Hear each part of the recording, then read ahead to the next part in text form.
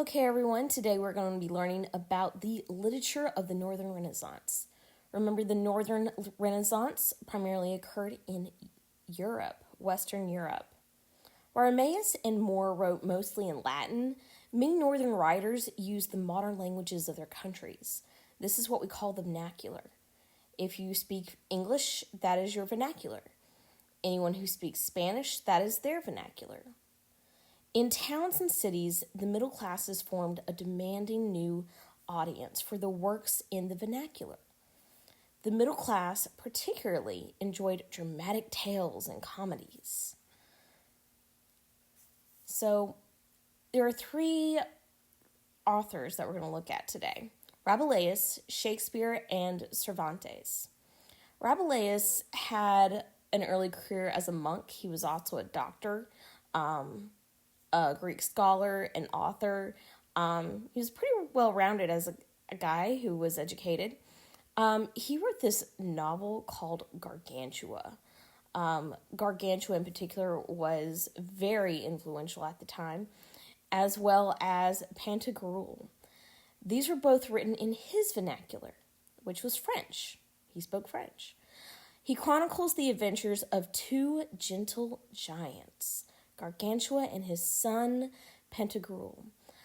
I highly suggest you watch the video that is also posted. It will highlight this very unique story. Rabelais uses his characters to offer opinions on a wide variety of serious subjects such as education and religion. And no, these opinions did not make the Catholic Church very happy. Okay, the next author we're going to look at is Shakespeare. You've probably already heard a bit about Shakespeare. He was English, so his vernacular was English. He lived between 1590 and 1613. Oh, no, wait, I'm sorry. Those are the years in which he actually wrote his plays. He wrote 37 plays that were still performed around the world. 1,700 plus words appeared for the first time in his works, including bedroom, lonely, generous, gloomy, heartsick, hurry, sneak, and I believe he also created the word quiz, which I'm sure is a word you love. Many lines are still quoted today. For example, in Hamlet, a father gives this advice: "To thy own self be true, and it must follow as the night and day. Thou canst not then be false to any man." These were all unique phrases that came from Shakespeare and unique ideas that pleased not just those of high nobility, but also the common man. Once again, it did not necessarily make the Catholic Church very happy. Okay, Cervantes.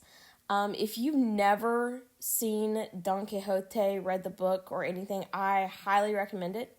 Actually, I highly recommend the musical.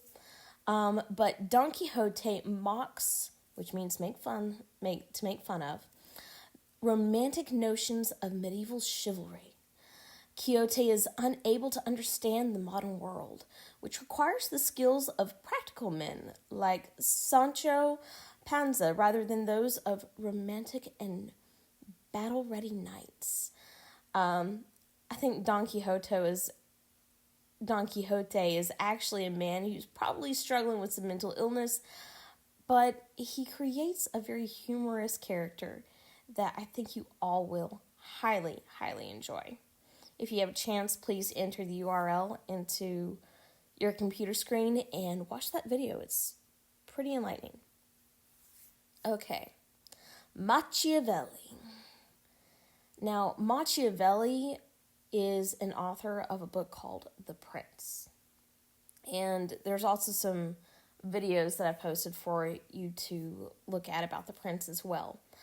The Prince was a book that was highly controversial at the time.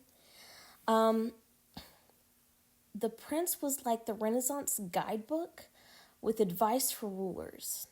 In the book, Machiavelli made suggestions such as don't hire mercenaries and don't borrow troops from your allies and make people think you are merciful.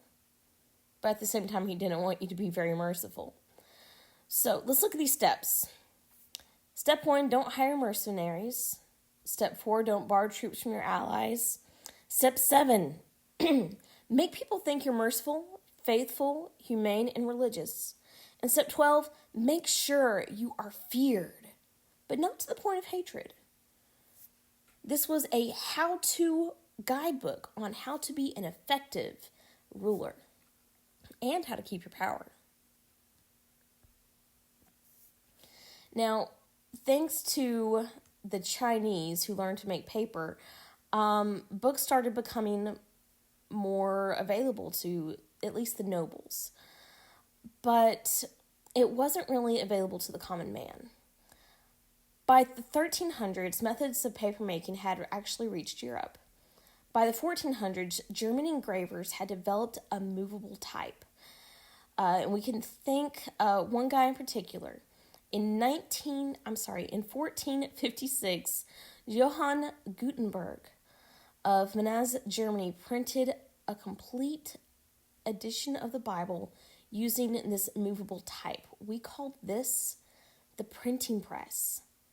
Johann Gutenberg invented the printing press. Now, books and works of literature can be printed quite quickly, not as quickly as today, but more quickly than previously, with this printing press. Thanks to Gutenberg, works of literature such as Shakespeare's work, Cervantes' work, Machiavelli's work, are able to be printed more quickly and are widely available. So, thanks to Gutenberg, the European printing age had begun. So, what's the impact of these changes? Well, books printed with movable type on rag paper were cheaper and easier to produce than hand-copied works, which took years to produce. As books became more readily available, more people learned to read and write. They also gained access to a broad range of knowledge, as presses churned out books on topics from medicine and law to astrology, mining, and geography. Printing influenced both religious and secular thought. The preaching of sermons is speaking to a few of mankind, noted an English author, but printing books is talking to the whole world. With printed books, educated Europeans were exposed to new ideas that greatly expanded their horizons. I highly suggest you look at these 2 videos that are also available on YouTube, and we will post more later.